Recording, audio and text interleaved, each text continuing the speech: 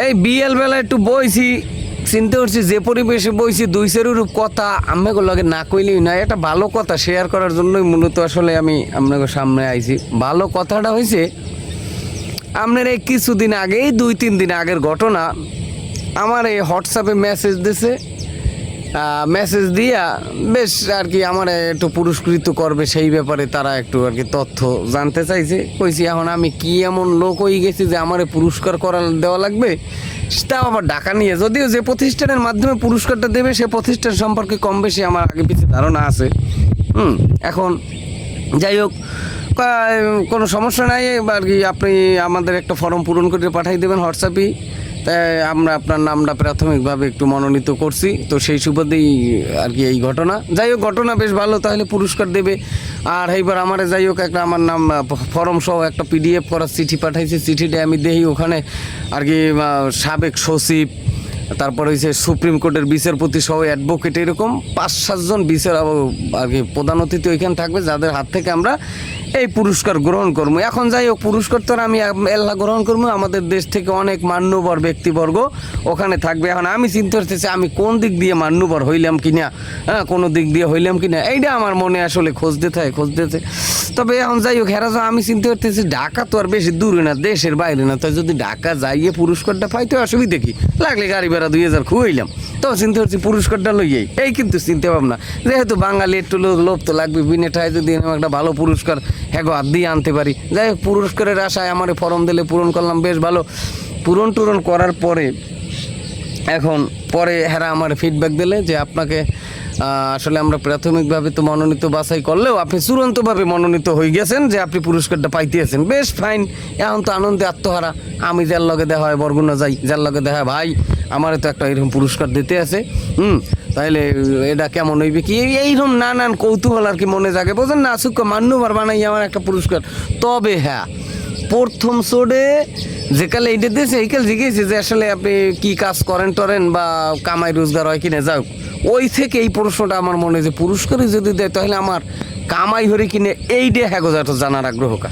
যাই হোক, কইলাম যে ঠিক আছে, মোটামুটি কাজকাম করি। এখন সর্বশেষের দিকের ঘটনা, হ্যাঁ আমারে কইলে কি, কয় স্যার আপনার তথ্য তো আমি দিয়েছি, চেক করে দিয়েছেন, আমি আবার কারেকশন করে পাঠাই দিয়েছি। কয় স্যার আপনার তো একটা রেজিস্ট্রেশন বাবদ খরচ আছে। কই এই তো কারবাজ যে ভাই, আমি তো এরকম রেজিস্ট্রেশন, মাগনা রেজিস্ট্রেশন আমি কোনো দিন আর কি আর আগে পিছিয়ে শুনছি বা বিভিন্ন সোশ্যাল মিডিয়ায় বিভিন্ন সংবাদ দেখছি, রেজিস্ট্রেশন করতে যাইয়ে 2 মিষ্টি হোদ ডালিয়ে দেওয়া লাগে। এখন রেজিস্ট্রেশন ফি বাবদ কিন্তু আমার কিন্তু তথ্য সব দিয়েছি, আমার পুরস্কার ফাইনাল প্রাথমিক থেকে বা চূড়ান্তভাবে আমি মনোনীত হয়ে গেছি, আমি পুরস্কার পামু। কইছি কইতে হয়তো ভালো, আমার ঢাকা একটা প্রোগ্রাম আছে, সেইটার ডেট ক্যান্সেল করে ওই তারিখে নিয়েছি। আমি প্রতিষ্ঠানের কথা কইতে আছি না, কিন্তু এইবার যেরকম হোক হ্যাঁ আমারে ফোন দিয়েছে, ফোনের পর ফোন দেয়, প্রথম ফোন দিয়েছে আমি তো বুঝধারি নেই, আর একটা নাম্বার দিয়ে ফোন দিয়ে কয় স্যার আপনি অমুক বলছে, জি আমি অমুক বলছি, কী খবর? কয় স্যার আপনি তো এরকম ফর্মটা পূরণ করে দিয়েছেন, আপনার সব কিছু ঠিক আছে, আপনার মনোনীত যেহেতু হয়েছেন স্যার, এখন আমাদের কিছু ডোনেট করতে হবে, রেজিস্ট্রেশন ফি বাবদ একটা খরচ। কইছি রেজিস্ট্রেশন যেহেতু পুরস্কার দেবে, রেজিস্ট্রেশন ফি বাবদ 50, 100, 200, 500 লাগলে দিলাম, তো পুরস্কারটা যদি এরকম মান্যগণ্য ব্যক্তিবর্গের কাছ থেকে নিয়ে, এটা আমার একটা অর্জন না? তাই যাই হোক, হ্যাঁ আমার কর্মের ভিত্তিতে এখন কী এমন কর্ম করছি, কর্মের ভিত্তিতে যেহেতু পুরস্কারটা দেবে, তাই পুরস্কারটা আনাও দরকার, এই নিয়ে নানান ব্যস্ত। এখন কইতে ঠিক আছে, রেজিস্ট্রেশন ফিটা কত মূলত উঠতে, 10,000। ভাই আমি খাড়াই গুনে বইয়ে গেছি, কই 10,000 তুমি মাসেই কামাই হরি না, তো 10,000 যদি রেজিস্ট্রেশন ফি দেওয়া লাগে, হ্যাঁ দে মুই পুরস্কারের নিয়ে তুমি একটা গর্বর দিলাম এই পুরস্কার দিয়ে। তবে আমি আর জিগেই নেই কী পুরস্কার দেবেন, যেহেতু বড় একটা নামি দামি প্রতিষ্ঠান, তারা পুরস্কার দেবে। কইছি আপা আসলে এই মুহূর্তে আমি রেজিস্ট্রেশন ফিটা দিতে পারবো না। কয় স্যার আমি বুঝতে পারছি আপনার কথা শুনে, এখন স্যার হঠাৎ ধরছে। কইছি যাই হোক, বাইরে যদি কিছু করা লাগে আপনি দেখবেন, ধন্যবাদ কই ফোনটা কাটছি। এইবার আবার পরের দিন, ভাই স্যার আপনি তো অমুক বলছেন, তাই আপনি তো এটা আমাদের সমাধান করলেন না, আপনার নামটা ফাইনাল করলাম, আপনাকে ফর্মে বিকাশ অ্যাকাউন্ট নাম্বার, আবার একটা ব্যাঙ্ক অ্যাকাউন্ট, বিকাশ, নগদ এরকম দিছি, যেটা সুবিধা হয়, আমি সেইটা কেন টাকাটা দিলাম না সেইটা। কইছি ভাই আসলে মোরা হইলে ওই আলালুডি হোটে মোটে কোনো রকম খাই, মুখো ধান ফান তেমন একটা ওঠে নাই, ধান ফান উঠলে নাইলে আজারান এটা পাড়াই দিলাম, মানে বেশি কিনা কোলায় ধান এখনও কাঁচা এরি দেন, ওই যে পাক্কি টেক্কে লোক, তাই পাহাড় পর যদি সুযোগ থাকে তাই কইয়েন আজারানে দিয়ে লাগলে পুরস্কারটা আমি লইয়ে মনে, কিন্তু এই মুহূর্তে 10টা দিয়ে পুরস্কার আনার সামর্থ্য আমার নাই ভাই। আপনারা ধন্যবাদ যে আমি অধম আমার পিছনে এত সময়টা আপনারা ব্যয় করছেন, ঠিক আছে।